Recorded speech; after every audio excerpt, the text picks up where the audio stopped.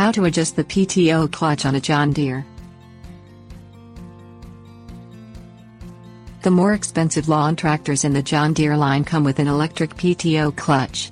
The PTO clutch is bolted to the bottom of the engine on the crankshaft. When the mower blades are turned to the on position, a 12-volt current is sent to the clutch. A brake is engaged, causing the blade belt to turn.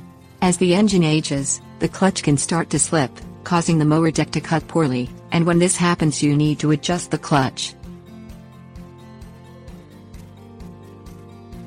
Things you'll need: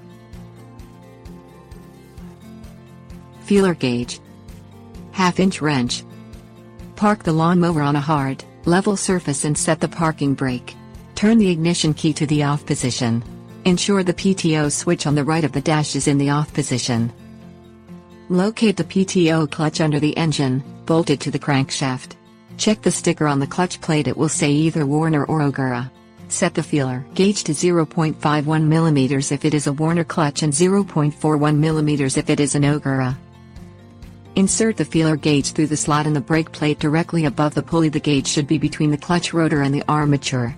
Tighten one of the 3 lock nuts. Ensure the feeler gauge is directly under the bolt. Tighten the nut and use a sweeping motion with the feeler gauge until there is friction between the armature and rotor. Repeat this step with the other 2 lock nuts.